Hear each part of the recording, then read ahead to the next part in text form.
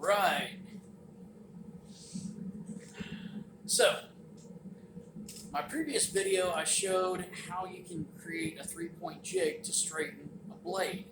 I straightened during tempering because this was full quenched, mono-tempered. You can still see the kind of dark bronze tempering colors here. And that worked quite well. I'm very happy with that. However, upon further inspection, the tang is just a bit off. So I think this is an opportune time to show everyone how you can correct that. Now, I want to let you know that this starts around about, maybe an inch and a quarter or so into the tang. It's not at the junction, which makes this a little more manageable. So there's a couple things I want to do. First, I want to find a mark. Soapstone works pretty well for this as well. And I'm going to sight and find out where that point is. Now, if I use soapstone, it's not going to burn off. The marker, it holds up pretty well.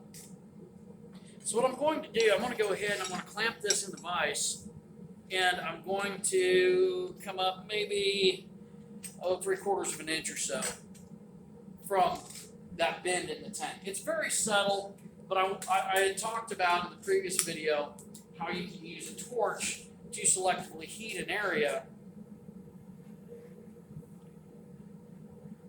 to correct a bend, or a warp rather. So what I'm doing, this is just a like $15 propane torch. I'm going to have a way to flex this. Now, one way I can do that, I can actually use a C-wrench, and I can get on here and I can flex that. I can also do that fairly controlled with a piece of pipe. And I'm actually going to use this pipe because I don't have to worry about being as accurate with the wrench. And by that, I mean actually getting up on here and possibly slipping off. I'm just going to use this piece of pipe. Pretty simple.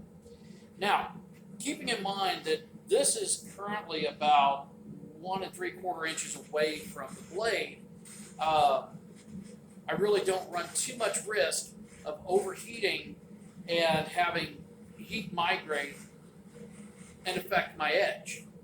Also, this is a very wide blade, so I can run this up quite a ways. Now, what I'm going to do, I'm going to watch for the oxide to change on this.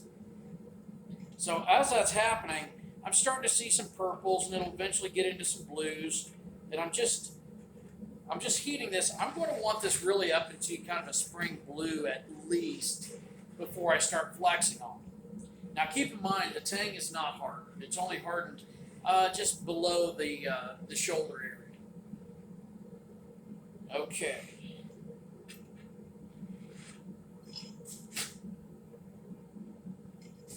I'm going to have to bring that up a little more. I just heat. Now, generally, I'm getting this probably a little over 500 degrees at that particular point. Now, I do want my tang fairly soft so that I could drill it easily.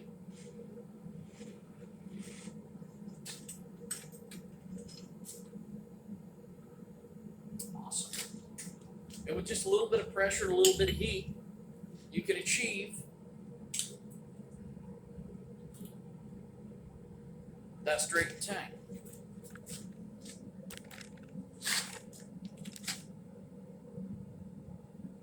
And I'm really happy with that. Okay, I want to apologize for the glare. If you've been watching this video, be sure to like and subscribe.